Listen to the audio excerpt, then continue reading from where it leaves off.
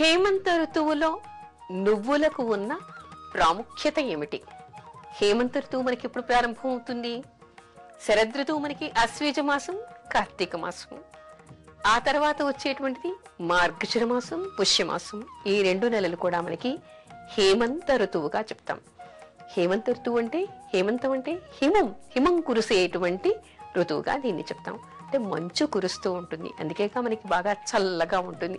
సంవత్సరం మొత్తంలో కూడా ఈ 2 నెలలు మనకి బాగా చలివేస్తూ ఉంటుంది. అయితే ఈ ఋతువుకి నువ్వులకి ఉన్నటువంటి సంబంధం ఏమిటి? మనకి సమాజంలో చాలా అపోహలున్నాయి. చాలా మంది నువ్వులు అనగానే శని అనుకుని భయపడతారు. ఎవరైనా ఇస్తే తీసుకోరు, ఎవరైనా వండింది పెడితే తినరు. చేతికి నువ్వులు తీసుకుంటే శని, వాళ్ళ ద్వారా వాళ్ళ శని మొత్తం వీళ్ళకి వచ్చేసాడని చెప్పేసి భావిస్తూ ఉంటారు. కానీ నిజానికి దీని మీద ఉన్నటువంటి అపోహలన్నీ కూడా తొలగిపోవాలి.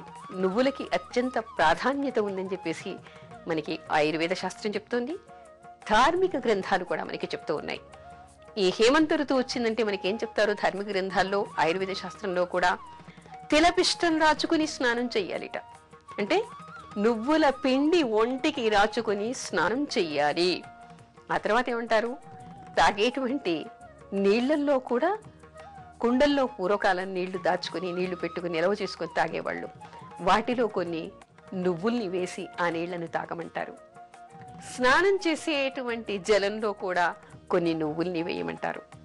ఆ తర్వాత తిలదానం చెయ్యాలిట. అంటే నువ్వుల్ని దానం చెయ్యాలి. అంటే కేవలం ఇది శని దోషం కోసం ఏర్పడినటువంటిది కాదు, సమాజంలో ఒకళ్ళకి ఒకళ్ళు ఇచ్చి పుచ్చుకోవడం లాంటిది మాత్రమే ఇది. అంటే నువ్వుల్ని దానం చేయటం వలన పుణ్యం వస్తుంది అనేటువంటి మాట చెప్తారు. నువ్వుల్లో లక్ష్మి ఉంటుంది అంటారు. అంటే తీసుకున్న వాడికి కూడా క్షేమదాయకం అనేటువంటి విషయం మనకి ఇక్కడ తెలుస్తోంది. నువ్వుల్ని దానం చెయ్యాలిట, నువ్వుల్ని తినాలి, నువ్వు పిండిని తినాలి. ఆ తర్వాత మరొకటేమిటి? తిలహోమం చేయమంటారు. అంటే హోమంలో కూడా నువ్వుల్ని ఉపయోగించి, నువ్వుల్ని రాల్చి హోమం చెయ్యాలిట. అంటే ఆ నువ్వుల పొగ కూడా చాలా మంచిది. అంటే నువ్వుల నుంచి వచ్చినటువంటి పొగ, హోమం నుంచి వచ్చినటువంటి పొగ కూడా చుట్టూ వ్యాపించటం వలన వాతావరణంలో కాలుష్యం పోవటం, వాతావరణంలో వేడి పుట్టడం, తద్వారా ఈ మంచు ద్వారా వచ్చేటువంటి అనేక రోగాల నుంచి వీళ్ళకి రక్షణ ఏర్పడుతుంది అంటారు. నిజానికి ఆయుర్వేద శాస్త్రం తీసుకుంటే మనకి ఏం చెప్తుంది? శరీరంలో మనకి అనేక భాగాల్లో నొప్పులు పెరుగుతూ ఉంటాయి, తర్వాత చర్మం పొడిబారుతూ ఉంటుంది, చర్మ వ్యాధులు వస్తూ ఉంటాయి. అందుకని ఏమిటి ఆయుర్వేదం కూడా మనకి ఏం చెప్తోంది?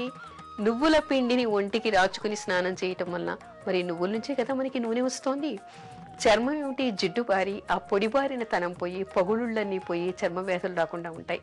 కొన్ని ప్రాంతాల్లో ఏమిటంటే రాత్రిపూట నువ్వు పొడి వేసుకొని భోజనం చేసేటువంటి అలవాటు చాలా ఇళ్లలో ఉంటుంది. అసలు ఈ అలవాటు ఎందుకు వచ్చింది? రాత్రిపూటే ఎందుకు తింటారు ఎక్కువగా? హేమంత ఋతువులో మనకి చలి ఎక్కువగా ఉంటుంది, కాళ్ళు చేతులు ముడుచుకుపోతూ ఉంటాయి. తర్వాత కొంతమంది పారాలిటిక్ అటాక్ వస్తూ ఉంటుంది. ఆ తర్వాత నొప్పులు, ఒంట్లో ఎన్నో నొప్పులు బయటికి వస్తూ ఉంటాయి. ఎప్పుడెప్పుడో ఉన్నటువంటి దెబ్బలకి ఉన్నటువంటి నొప్పులు కూడా బాధ పెడుతూ ఉంటాయి. అయితే ఈ నువ్వులు తినటం వలన, అంటే ఇంకోటి ఏమంటారంటే శీతల కాలంలో హేమంత ఋతువులో సాధారణంగా వాయు ప్రకోపం పెరగటం వలన ఒంట్లో నొప్పులు పెరుగుతాయిట. మనకి జ్యోతిష్ శాస్త్రాన్ని అనుసరించి వాయువు చేయటానికి కారణం శనిగా చెప్పుకుంటాం. అయితే ఆ శనికి కారకమైనటువంటివి ఈ నువ్వులు. అంటే ఏ శని వలన, వాయు ప్రకోపం వలన నొప్పులకి కూడా కారకుడు శని. అంటే వాయు ప్రకోపం వలన, అంటే శని వలన వాయు ప్రకోపం కలిగి, శని వల్లనే ఒంట్లో నొప్పులు కలిగి, ఆ శనికి సంబంధించినటువంటి నువ్వులే తినటం వలన ఆ నొప్పులన్నీ మటమాయమైపోతాయి. అంటే నువ్వుల వలన నొప్పులన్నీ కూడా పోతాయి అనేటువంటి విషయాన్ని మనకి ఆయుర్వేద శాస్త్రం చెప్తోంది.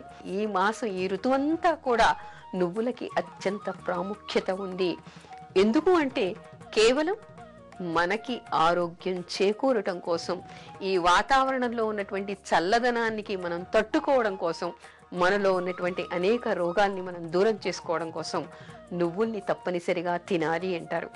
ఆ తినడం మనం ఒక్కళ్ళమే తినడం కాకుండా మన సాంప్రదాయంలో, మన భారతదేశంలో ఉన్నదేమిటి? మనం తినాలి, మరొకరికి పెట్టాలి. దాన్ని మనం దానం చేయటం అంటూ ఉంటాం. అందుకని నువ్వులు ఎవరికైనా దానం చేస్తే, తీసుకుంటే అది తప్పు కాదు అనేటువంటి విషయాన్ని తెలుసుకోవాలి. నువ్వులు తినాలి, నువ్వులతో స్నానం చేయాలి, నువ్వుల పిండి ఒంటికి రాచుకోవాలి, నువ్వులు దానం చెయ్యాలి, తిల హోమం చెయ్యాలి. తిల దానం చెయ్యాలి, తిలపిష్టం తినాలి, తిలలు తినాలి. అంటే ఎక్కడ చూసినా కూడా నువ్వుల్లో మునిగి తేలడమే మనకి ఇక్కడ కనిపిస్తోంది. తద్వారా వచ్చేటువంటిది ఏమిటి? అనేక దోషాలు పోతాయి, నరకం నుంచి వీళ్ళకి విముక్తి కలుగుతుంది అంటారు. నరకం అంటే యముడు వచ్చి, యమకింకర్లు వచ్చి మనని కర్రలు పెట్టి కొట్టడం కాదు, మన శరీరంలో ఉండేటువంటి అనేక రోగాలే మనని బాధిస్తూ ఉంటాయి. అంటే ఆ రోగాలు అనేటువంటి నరకం నుంచి మనం తప్పించుకోవడం కోసం అని చెప్పేసి ఈ నువ్వుల్ని అనేక విధాలుగా వాడాలని చెప్పేసి మనకి ధార్మిక గ్రంథాలు చెప్తూ ఉన్నాయి, ఆయుర్వేద శాస్త్రం కూడా చెప్తోంది. అందుకని నువ్వులంటే ఎవరు భయపడకుండా చక్కగా నువ్వుల్ని తినాలి, నువ్వుల్ని దానం చెయ్యాలి. అనేక విధాలుగా ఈ నువ్వుల వాడకం ఇక్కడ మనకి ఈ సీజన్లో చాలా మంచిది అనేటువంటి విషయాన్ని తెలుసుకోవాలి. కాకపోతే మరొక విషయం కూడా గుర్తుపెట్టుకోవాలి, ఏ విషయమైనా అందరికీ అన్ని వేళలా వర్తించదు అనేటువంటి విషయాన్ని తెలుసుకోవాలి. ఎవరైనా అమ్మాయిలు 10 నుంచి 14 సంవత్సరాల వయస్సు లోపలి పిల్లలు ఉన్నప్పుడు ఎక్కువగా రోజు తినకపోవడం మంచిది. ఎందుకంటే వాళ్ళకి ఋతుక్రమం తొందరగా ప్రారంభమయ్యేటువంటి అవకాశం ఉంటుంది. ఆ తర్వాత కొంత అబోర్టివ్ సెన్సేషన్స్ ఉన్నటువంటి వాళ్ళు, అంటే గర్భస్రావాలు అవుతూ ఉన్నటువంటి వాళ్ళు, అలాంటి ప్రకృతి శరీరంలో ఉన్నటువంటి స్త్రీలు లేలేత నెలల్లో ఉంటే కూడా కొంత తక్కువగా వీటిని తింటే మంచిది అనేటువంటి విషయాన్ని తెలుసుకోవాలి. ఎందుకంటే ఇది హార్మోన్స్ మీద కూడా బాగా పనిచేస్తుంది అనేటువంటి విషయాన్ని మనకి ఆయుర్వేద శాస్త్రం చెప్తోంది. అందుకని సర్వసాధారణంగా వృద్ధులు కానీ మిగతా అందరూ కానీ అన్ని వేళలా కూడా ముఖ్యంగా ఈ హేమంత ఋతువులో నువ్వుల్ని తినటం వలన, నువ్వుల్ని వాడటం వలన ఆరోగ్యం చేకూరుతుంది అనేటువంటి విషయాన్ని తెలుసుకోవాలి.